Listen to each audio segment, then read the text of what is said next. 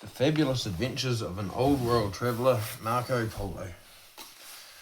In the year 1260, two merchant brothers in Venice named Maffeo and Niccolo Polo sailed from the city of Constantinople to trade in the land of Tartars. They carried with them a great many beautiful jewels, which they hoped to exchange for a chest full of gold. They travelled far beyond the Black Sea until they finally came to the great city of Bokhara in Asia. I don't think any European merchants has ever come so far into this unknown land, said Nicolo. Certainly not, replied Maffeo. One day there came into Bokhara a very important looking gentleman dressed in a long silk robe embroidered with gold. 100 horsemen rode behind him, their lances held straight up like the pickets of a fence. This stranger was an ambassador from Persia, on his way to Peking in China. Of course, Niccolo and Maffeo could not help noticing him, and before long they became such good friends that he said to them, "Why don't you come with me to Peking?"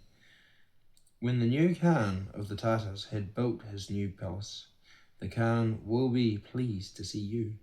He will give you lots of presents, and you will do some good trading in his capital. Thank you very much, answered Niccolo. It is a good idea. Thus it came about that Niccolo and Maffeo, instead of going home, went in quite the opposite direction. The great new Khan, whose name was Kublai, was truly glad to see the merchants from Venice. After their long journey, he received and feasted them like princes. As Europe was as mysterious to Kublai Khan as China was to Niccolo and Maffeo, he asked them to tell all they could about their homeland. Niccolo and Maffeo answered so well that the Khan, judging them to be very clever men, asked them to go back as his ambassadors to the Pope. And so Niccolo and Maffeo, who had come to China as traders, now left it as ambassadors. During their journey homeward, the heat in the desert, the ice and snow in the mountains, and the flooded rivers in the valleys brought them so much hardship that years elapsed before they got back among their countrymen. There they were told that the Pope had just died, so they had no one to whom to give the Khan's letter. Niccolo's wife also had died, but the merchant's grief was made less by the sight of the fine-looking son, Marco, who had been born during his absence. Marco was already 15 years old, so long that Niccolo's trading trip lasted. Niccolo and Maffeo were very impatient to return to China, but for 2 years they waited until at last a new pope was elected. He was called Gregory. Niccolo and Maffeo said, "The new pope, I will give you 2 beautiful crystal vases and my benediction for the Khan." The merchants set out for China with some oil from the lamp that hung over the holy sepulchre and the crystal vases, and they took with them Marco, Niccolo's son. Marco was now 17 years old and a very bright boy who enjoyed looking at people and things about him. During the trip through Asia, he kept his eyes wide open so he wouldn't miss the wonders of the lands he passed through, strange costumes and ways of the people, animals and trees unlike anything he had ever seen or heard of, palaces and cities more marvellous than those in dreams. Because he observed so well and even took notes of what he saw, he was able later to write a book about China which reads like the most beautiful fairy tale. And travelling across Persia, now on horseback, now on camels, now astride donkeys, Marco, who liked animals, did not forget to write about the strong Persian ox, which had a lump on his back and kneeled down like the camel to let himself be loaded, about the big sheep, as big as donkeys, whose tails were so thick and fat that they seemed to have 2 heads, one in front and one behind, and about the wild asses which browsed among groves of date trees. Since he wanted to be a merchant like his father, Marco was very interested in the beautiful things of Persian craftsmen made in their open shops. But Marco, Niccolo, and Maffeo were travelling through this region. A great band of robbers attacked them. They killed many men and captured them and carried them off to sell in slavery. But the three Venetians were very lucky to escape. Beyond Persia, they climbed up into the mountains of Afghanistan, where many towns had been torn down by Alexander's soldiers and destroyed again, later by Genghis Khan's horsemen. The Venetians rested for a year in the cool mountain spot, for the hard trip through the hot plains of Persia had made Marco ill. There was as far east as Alexander had come. This was as far east as Alexander had come with his tired army. For Marco, his father, and his uncle, it was just half of their journey. Ahead of them lay a land which had never before been heard of by Europeans, a treeless country of mountains and plains, which is called the roof of the world. The mountains are so high, wrote Marco, that no bird fly near them, their summits. On their sides live big sheep with horns 4 feet long. Out of these horns the shepherds make ladles and vessels to hold their food, and even fences to keep their wolves from getting at their sheep and goats. After many months of travel over dangerous mountains and deserts, Marco, Niccolo, and Maffeo finally come into China. It was summertime when they arrived at the city of Shantou, where the Khan waited for them in his marble palace.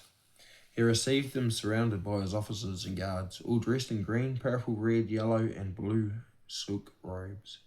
"Rise up, my friends," said the Khan, as Niccolo, Maffeo, and Marco kneeled before him, "and tell me about your travels." Niccolo recounted their adventures and gave Kublai Khan the vases and the oil from the holy scepter. "And who is this young man who is with you?" asked the Khan. "He is your servant and my son," answered Niccolo. "He is welcome because he pleases me, and I shall give him a place among my officers." Then Kublai Khan ordered a great feast, and there was much rejoicing in honour of Niccolo, Maffeo, and Marco. Marco now put aside his Italian dress of wool and his tight-fitting trousers for the long silk robe of the Tartar officers. He also learned to speak and write the Tartar language and 4 others besides. "This young stranger is very wise," thought the Khan one morning. "Tomorrow I shall send him to my distant city of Karazan to see how many people are behaving." And setting out for Karazan the next day, followed by 100 horsemen, Marco remembered the Kublai Khan liked to hear stories about his faraway peoples and kingdoms. "I shall put down in my notes the strange and amusing things I have observed on my way," said Marco to himself. "How people dress and talk, the new animals and trees and flowers. The Khan will be very happy to hear my stories." And truly the Khan took so much delight in listening to Marco upon his return from Karazan that he sent him again and again on long journeys to the far corners of his empire. Thus Marco learned all about many of the unknown countries which had never been drawn on any map. How polite the Chinese are, he thought.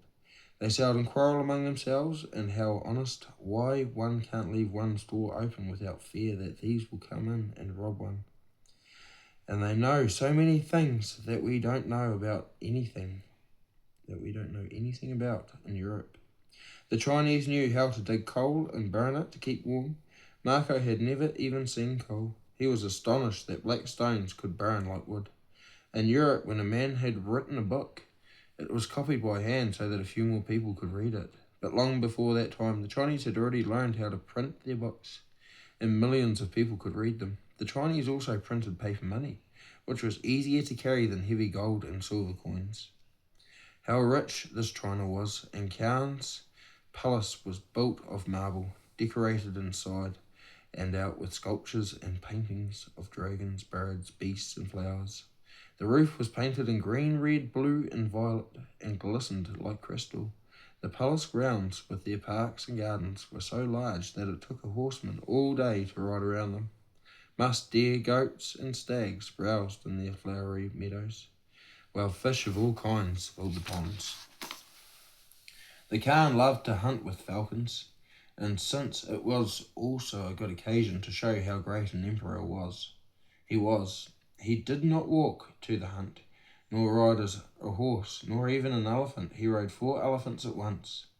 A little house carved in wood and painted with gold was put on the back of the 4 elephants for him to ride in. He could even lie down if he cared to.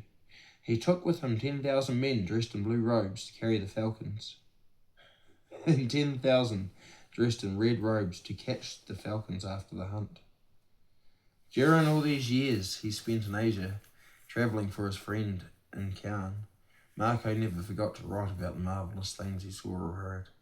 The gold and silver towers of Burma, which had bells on the tops of them to make music when the wind blew, the dog sleds and the big white bears of Siberia, the men of the north who rode reindeer instead of horses, the fierce tigers of Tibet, the island of Java, where grew pepper, ginger, and cinnamon, and many, many other wonders. While Marco travelled, his father Niccolo and his uncle Maffeo, who continued to trade in Peking, had become very rich, but their black beards had turned white, and they now began to think of their homeland more and more often. So one day, when the great Khan seemed very cheerful, Niccolo told him of their desire to go home. "It is now 17 years since we came to visit your majesty," he said.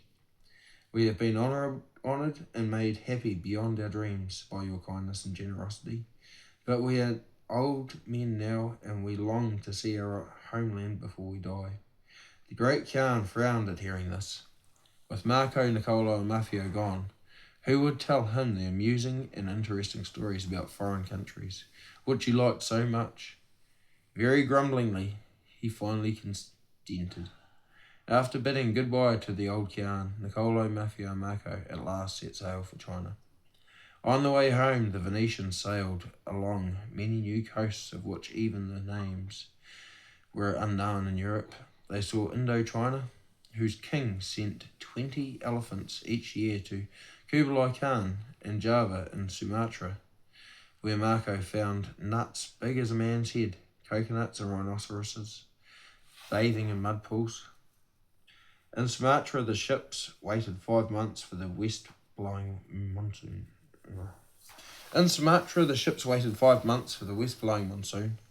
Since the wild men of Sumatra liked to eat strangers, Marco gave the order to build trenches around the beach to keep the savages away. After passing many new islands, the ships came to Ceylon and then to India, which was as full of jewels and kings as when Alexander dreamed of conquering it. India still sold pepper, ginger, cinnamon, and other spices, and jewels and silks to foreign merchants. As the Chinese ships sailed along the Indian coast, the Arab soldiers told Marco about many strange lands. The islands of Madagascar, far away to the west, where lived giant birds which carried elephants into the clouds, and the islands of Zanzibar and Socotra. Marco was the first European to hear of these places. At the end of 2 years, the ship sailed into a Persian port. It had been a long, hard trip. Marco, his father, and his uncle finally arrived in Venice 24 years after they had left it. It was the year 1295. They easily found their old home, but the servant who answered their knock at the door would not let them in. Their ragged, dirty foreign clothes, their sunburned, tired faces, and their bushy hair and beards made them look like tramps. "You, Niccolo, Maffeo, and Marco? No, that cannot be," exclaimed the servant. "They have died many years ago, God knows where. Their house now belongs to a cousin of theirs. You are robbers, go on your way." "Let's force our way in," said Marco, and he pushed the door open, carrying his bundle after him. But they had to tell of their trip many times before their cousin would believe them. A great feast was held at Niccolo's house to reunite their old friends and relatives. During the meal, Niccolo, Maffeo, and Marco went into another room and repaired reappeared in robes of crimson velvet. But imagine the surprise of the guests when, after the meal, they brought in the old tattered clothes in which they had come home, and when they ripped them apart, streams of rubies, diamonds, sapphires, emeralds, pearls, and jade poured out onto the table. No one doubted now they were Nicolo, Mafia, and Marco, and they must indeed have had some wonderful adventures. Some time later, when Marco showed his book, which described all the things which he had seen, people did not believe he told the truth. Who can believe the black stones can burn like wood, they said, or that nuts can be as large as a man's head? Imagine shopkeepers take paper instead of money for their good wares. What a tale teller that Marco Polo is, and they called him Marco of the Millions, because he said that there was so much of everything in China. But in truth, no traveller before him had ever seen so many new birds and animals, new people and cities, and no one had added all at once so many countries to the map. Even though people went on believing that the earth was flat and that Marco had invented his stories, a new map was drawn according to his book. On it, the shape of Asia was shown a little more accurately.